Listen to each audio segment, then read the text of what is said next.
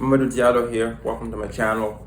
On this video, I wanted to take some time and actually share 5 things that I wish I knew before going to engineering. So let's go ahead and get right. Number 1 was just the amount of pressure that you're put on and the deadlines that you're supposed to work on it doesn't really change. You know, when you're in school, when you're studying, the pressure is always there, the exams, and some level of stress is always there. And you think that, okay, well, maybe that's because you understand, you learn the concept, this is new to you. But it's always going to be there. There's always going to be some level of stress involved with the work that you do. You're going to be working under deadlines. You're going to be expected to provide new solutions, right, depending on the context, depending on your job. And of course, all of this has to be done in a specific timeline in order to make schedule. So that stress is always going to be there. So the best thing you can do is just learn to embrace it and learn how to handle stress in a constructive manner so that it doesn't really affect your mental health or your physical health. So that's number 1. Number 2, right? So your value is not really come from having all the answers and knowing it all, but it actually from being able to figure it out. So oftentimes when you relate this back to maybe when you're taking calculus or differential equations, or many of the classes, right? Whether it's fluid dynamics or statics or all the other concepts that you're going to be studying. So oftentimes the teacher cares more about the process, the steps you took to finding out your answer, right? And some of us make the mistake of thinking that the answer is all that matters. But when you go into the workforce and you might be the one who is taking care of a certain aspect of engineering something, and you're gonna be expected to be able to figure out the answers. And if there's no answer in the back of the textbook for you to refer to, how are you gonna make sure that what you're doing is correct, right? You have to understand the principles involved. So your value is going to be coming from being able to figure it out. That's what you get paid for, right? Number 3, okay?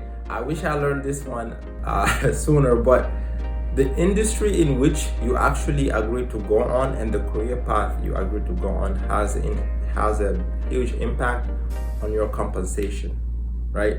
It's about how smart you are. If you can get through engineering school, of course, you're smart enough to be an engineer, a professional, right?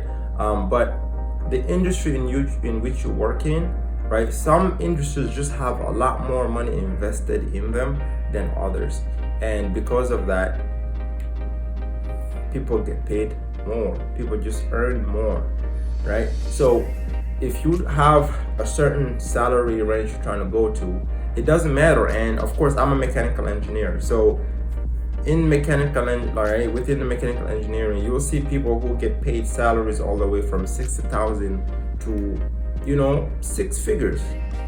But industry, from what I've learned, right? Industry, which sector of the economy are you maybe doing?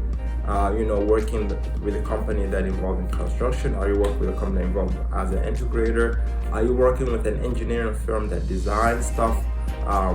And then, so all the industries, and then all the career paths.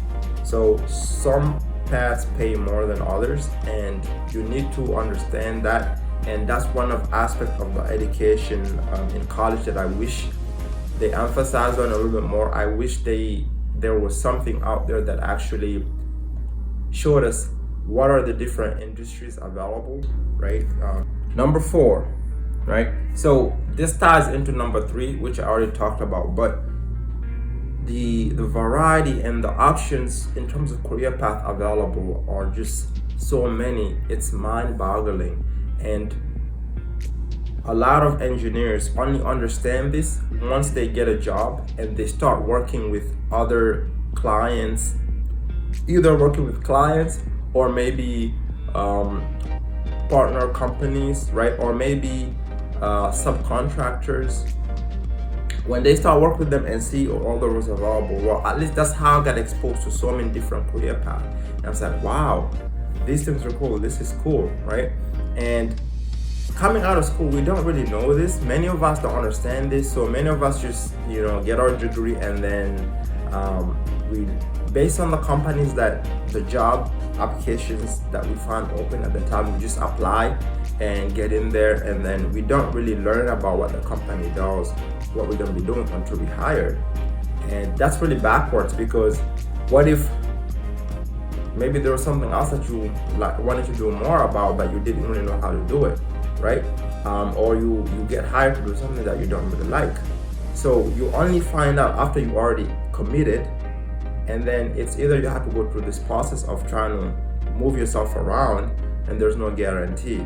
So there are so many options out there available. So my advice would be, don't really limit yourself to the companies that are coming to hire at your school. Talk to other engineers, right? Ask them questions, ask them what industries they work on, ask them what they do. Number 5, this also ties into 3 and 4. And this is just, again, the number of industries that are available. It's just mind-boggling. And the same thing, you won't really understand this. Many of us don't really understand or were exposed to it until after we've already graduated and started working. And then we work with other people in these various industries that we didn't even know existed.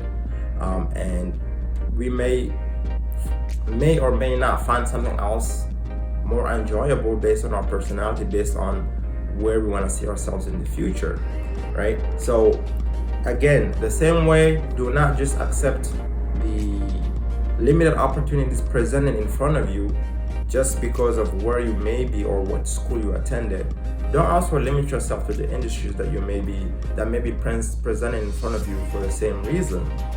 Explore all the industries available and all the career paths available. Yeah, so those are number 5. So if you made it this video, I'm actually contemplating making a resource for the last 3 steps, where I really want to put something together on paper for students to use as a resource and as a reference as they're thinking about graduating and going into the workforce. Interested in, just comment something in the section below. But these are the 5 things that I wish I knew before going to engineering and being, working as a professional. Yeah.